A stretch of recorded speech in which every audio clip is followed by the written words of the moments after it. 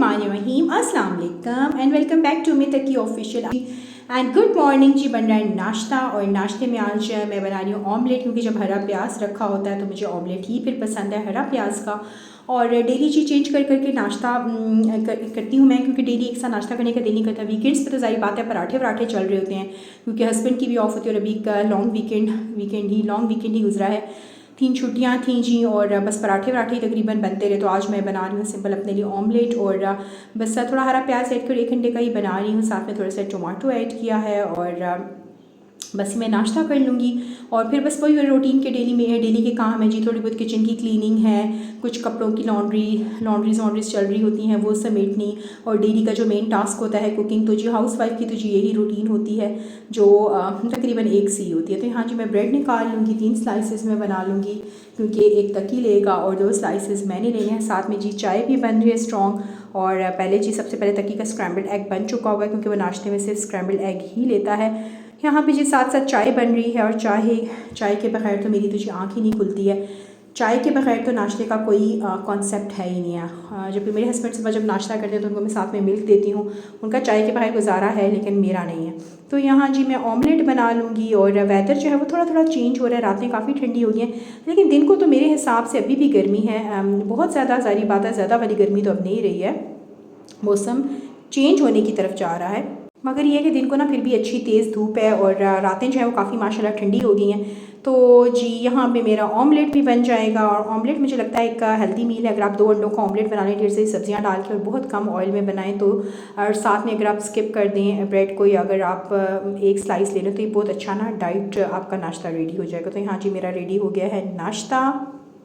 तो जी नाश्ता करते हैं और फिर स्टार्ट करते हैं काम। चलिए जी मैं आज आपको दिखाती हूँ अपनी सास के कुछ वाजेज। अब सारी बात आंटी के इंतकाल को काफ़ी टाइम हो गया, अल्लाह को जन्नत नसीब फरमाए। बहुत प्यारी खातून थी, और सबसे जो अप्रिशिएशन वाली जो मैं समझती हूँ कि इंसान के लिए कि वो बहुत माशाल्लाह अल्लाह ताला की बहुत ज़्यादा इबादत गुजार खातून थी। और ओल्ड एज तक ना वो नमाज़ों की, नवाफिल की और रिसाइटेशन की बहुत ज़्यादा पाबंदी करती थी। तो खैर जी जैसे होता है, ज़ाहिर बात है कि जब वालिदैन दुनिया से चले जाते हैं तो उनकी जो असासा होता है वो आपस में बहन भाइयों का ही हिस्सा होता है। तो जो मेरे हस्बैंड के हिस्से में आए तो फिर मैंने इनकी खुद डिमांड की, क्योंकि मुझे आंटी के ना ये बहुत पसंद थे।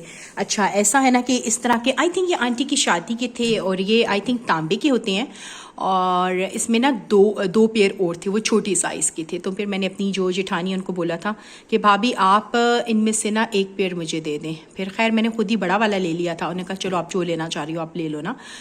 तो जी ये था, और काफ़ी काला हो गया था, सारी बात है काफ़ी पुराना है। तो फिर मेरी ना सिस्टर इन लॉ ने मुझसे इसकी एक ना ट्रिक शेयर की इसकी क्लीनिंग की। उन्होंने मुझे कहा कि आप लेमन के ऊपर ना नमक लगा के इसको थोड़ी देर के लिए छोड़ दें, रब करें, और ये बिल्कुल चमक उठेगा। और आप यकीन जाने कि ये इसी तरीके से मैंने साफ़ किया और ये बहुत प्यारा लग रहा था। ये बहुत प्यारी मेमोरी है, ये अल्लाह ताला ने जितनी ज़िंदगी मेरी रखी मैं अपने पास रखूँगी इंशाल्लाह, फिर अपनी बेटी को दूँगी।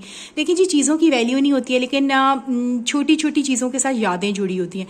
तो इसको मैंने क्लीन अप किया तो मैंने देखा कि मेरे हस्बैंड ना मुझे बहुत खुश नज़र आ रहे थे। ज़ाहिर बात है कि माँ की चीज़ों के साथ ना इंसान की एक ख़ास किस्म की अटैचमेंट होती है, जैसे मुझे अपनी माँ की चीज़ों के साथ है, नो डाउट सास की चीज़ों के साथ भी होती है, लेकिन जो मतलब एक फीलिंग बच्चों की होती है ना, तो इनको जी मैंने बहुत प्यारा क्लीन अप किया है। और अब इनको मैं रखूँगी अपने ड्राइंग रूम में, और साथ में आपको दिखाती हूँ एक कुछ और भी है। इसके अलावा देखिए जी ये कुछ वॉल के डेकोरेटिव प्लेट्स हैं, जैसे पहले हमारी अम्मियों के और सास के ज़माने में होती थी, बहुत खूबसूरत हैं। इस पर देखें बैक साइड पे तो इतनी क्लीन अप नहीं हो सका, फ्रंट से बहुत अच्छा हो क्योंकि काफ़ी पुरानी है। और ये देखिए इनके साथ हुक्स लगे हुए हैं वॉल के अटैचमेंट्स के लिए। मैं इंशाल्लाह अपने ड्राइंग रूम में लगाऊंगी, क्योंकि तो नाम है ही बहुत खूबसूरत ना, अल्लाह और मोहम्मद सल्लल्लाहु अलैहि वसल्लम के, और इतनी खूबसूरत चीज़ें और ये प्यारी सी मेमोरी हैं। और ये मेरे लिए इसलिए भी इम्पॉर्टेंट हैं कि ज़ाहिर बात है कि अपने नामों की वजह से तो नो डाउट है ही इंपॉर्टेंट, लेकिन क्योंकि मेरी सास की थी और इन्होंने सारी ज़िंदगी अपने बेडरूम में लगा के रखी थी, इसी तरह से ये इनका एक सेट मैंने रखा है और एक मेरी जेठानी ने रखा है। तो ये इंशाल्लाह बहुत जल्द आपको मैं अपने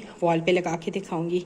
तो एक बहुत प्यारी सी मेमोरी है जी। लोग वाकई चले जाते हैं, लेकिन चीज़ों में ना उनकी कहीं ना कहीं कोई यादें रह जाती हैं। नो डाउट चीज़ें इंपॉर्टेंट नहीं होती, हमें इन्हें दुआ में याद रखना चाहिए, लेकिन बहुत सी चीज़ें ज़ाहिर सी बात है मोस्ट ऑफ द थिंग्स जो है वो सदका कर दी जाती हैं जो जाने वाला होता है, लेकिन कुछ चीज़ें होती हैं ना जिनके साथ आपकी मेमोरीज़ होती हैं।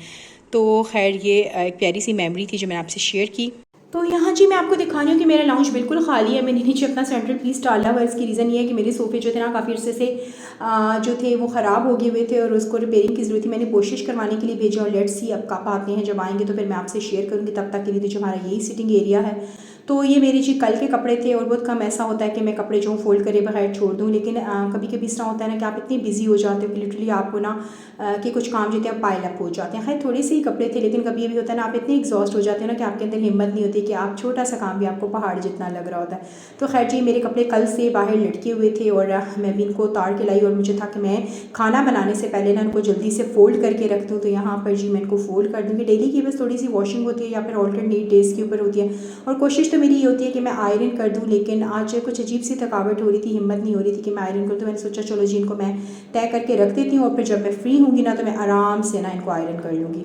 और जी अब विंटर्स आने वाले हैं और विंटर्स का जो है टास्क स्टार्ट हो जाएगा जी। ब्लैंकेट्स वगैरह निकालने, उनको ड्राई क्लीन करवाना और कुछ मोटी बेडशीट्स होती हैं वो लास्ट टाइम तो मैंने धो के रखी थी। अच्छा मेरा एक्सपीरियंस ये है कि मैंने ब्लैंकेट्स को ना एक दफ़ा ऐसे किया था कि मैंने जैसे सीज़न एंड हुआ तो मैंने उनको ना ड्राई क्लीन करवा के और रख दिया, लेकिन जब मैंने उतरवाया ना तो उनमें से ना अजीब सी एक पसंद आने लगी थी, क्योंकि ऊपर हम कैबिनेट्स वगैरह में रखते हैं, धूप वगैरह नहीं लगती ना। तो इस दफ़ा फिर मैंने ऐसे किया कि मैंने उनको इस दफ़ा जो था ना ऐसे ही डर्टी रख दिया। तो अभी मैं निकालूंगी और उनको अभी मैं वॉश करवाऊँगी। तो मुझे लगता है कि ये जो तरीका जो होता है ना वो बहुत बेस्ट रहता है, बजाय इसके कि आप उसको वॉश करके कुछ महीने के लिए रख दें। क्योंकि हमारे यहाँ समर काफ़ी लंबा होता है, विंटर छोटा होता है। पंजाब में जो है विंटर 2-3 महीने का ही मैक्सिमम होता है, तो फिर ज़्यादा आइडियल मुझे लगता है यही रह जाता है ना। तो अभी जी वो मेरे टास्क रहते हैं विंटर की बेडशीट्स निकालनी और कुछ ब्लैंकेट्स वगैरह निकालने हैं, क्विल्ट्स वगैरह निकालनी है, उनको ड्राई क्लीनिंग के लिए देना है। बस ये छोटे मोटे टास्क जो है ना वो घर के चलते रहते हैं। तो यहाँ जी बच्चों के कपड़े मैं अलग अलग से तय करके रख दूँगी, बड़ी आसानी हो जाती है। शर्ट्स को मैं अलग से तय कर देती हूँ, ट्राउज़र्स को अलग से रख देती हूँ, तो बहुत आसानी हो जाती है।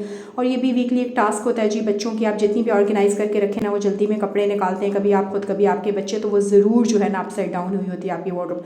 तो ये वीकली जो है ना एक टास्क वीकली बेस तो ये पेज पे एक टास्क तो ये ज़रूर होता है, आपको ज़रूर ऑर्गेनाइज़ करनी पड़ती है, तभी आपका घर जो है ना बड़ा ऑर्गेनाइज रहता है। तो यहाँ जी मैं आ गई थी किचन में और आज मैं ज़बरदस्त आपके साथ ऐसी दाल माश की रेसिपी शेयर करूँगी जो यकीन जान आपका दिल जीत लेगी। और खैर दाल माश मैं ये नहीं कहती मैं बहुत अच्छी बनाती हूँ, लेकिन मेरे घर वालों को मेरे हाथ की पसंद है। तो यहाँ मैंने 3-4 घंटे के लिए, मैक्सिमम 5 घंटे के लिए भी भिगो सकते हैं माश दाल को। तो यहाँ जी मैंने एक मीडियम साइज़ का अनियन ले लिया था और साथ में स्टेज पर इसके अंदर ऐड कर दूँगी ज़ीरा, ताकि ज़ीरा भी साथ में गोल्डन हो जाएगा।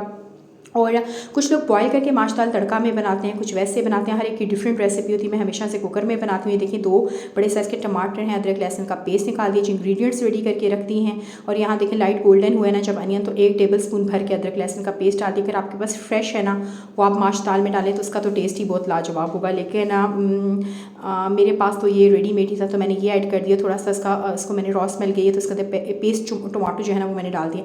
आप वैसे काट के भी डाल सकते हैं, लेकिन मेरे हस्बैंड को ज़रा ग्रेवी वाला पसंद है। मसाले डालते हैं जी, नमक क्या है, खुश धनिया गया, लाल मिर्च और हल्दी, ज़ीरा ऑलरेडी चला गया था। ये बेसिक 5 मसाले इनके साथ ना अब मैंने ना इस ग्रेवी को बहुत अच्छे से भूनना है। उस वक्त तक जब आप देखेंगे ऑयल निकलना स्टार्ट हो गया ना, इस स्टेज तक इसकी मैंने भुनाई की। और अब मैंने जो सोक करके रखी हुई थी ना दाल, उसका पानी ड्रेन करके मैंने इसको ऐड कर लेना है। और अब यहाँ पे मैंने पानी डाल के डायरेक्ट कुकर नहीं लगाना जी, मैंने इसकी बहुत अच्छे तरीके से बुनाई करनी है। यही तो छोटी छोटी टिप्स होती हैं जो टेस्ट डेवलप आपका होता है ना, कि इसमें दाल को अच्छे तरीके से मैंने भुना, उस वक्त तक भुनना है जब तक इसका ऑयल सेपरेट हो जाएगा। तो इससे ना बड़ी ज़बरदस्त भुनी माश दाल का टेस्ट आपका आएगा। तो वैसे आपकी ना माश दाल अजीब उबले उबले जायके वाली बनेगी। तो यहाँ ये देखें मैं आपको दिखा रही हूँ कि अब ऑयल जो है निकल रहा है। इस स्टेज पे मैंने इसके अंदर थोड़ा सा पानी डाला था, पानी आपको थोड़ा ज़्यादा लग रहा है क्योंकि हमारे घर ना थोड़ी ग्रेवी वाली पसंद की जाती है। इसको मैंने 5 मिनट प्रेशर दिया और अब देखिए मैंने यहाँ निकाल दिया। और अब जी बारी है गार्निशिंग की। गार्निशिंग तो आपको पता है किसी भी दाल की जान होती है, खासकर माश दाल की। तो ऊपर मैं जी गर्म मसाला छिड़क रही, थोड़ी काली मिर्चें भी अगर आप डालना चाहें तो वो भी बहुत मज़े की लगती हैं। और इसके बाद ये सिंपल ये जो हरा मसाला है, हरा धनिया मैंने काट के रख दिया था, इससे यकीन जाने खाने में एक जान आ जाती है और फ्लेवर भी सारी बात है अच्छा मज़े का हो जाता है। हरी मिर्चें मैंने काटी नहीं क्योंकि फिर वो बहुत स्पाइसी हो जाती है ना उनके सीड्स। इसके अलावा जी अदरक जुलेन थी, ये मैंने काट दी है गार्निशिंग के लिए। बस ये कि मेरे हस्बैंड को पसंद नहीं है, मुँह में आए, लेकिन मैं उनको देते वक्त हटा लूँगी। लेकिन गार्निशिंग तो ज़ाहिर बात है बहुत इंपॉर्टेंट होती है ना। तो ये देखें इसको मैंने बहुत अच्छे से ना रेडी कर लिया था। तो ये जी हमारी माश दाल की है फाइनल लुक। और ये कुछ घरों में बहुत फ्राइड बनती है, लेकिन मेरे घर में ना थोड़ी ये ग्रेवी टाइप बनती है, थोड़ी सी जैसे कहते हैं थोड़ी नरम ढीली ढीली सी बनती है, क्योंकि मेरे हस्बैंड को ना इस तरह की पसंद है दाल। तो ये थी इसकी जी फाइनल लुक।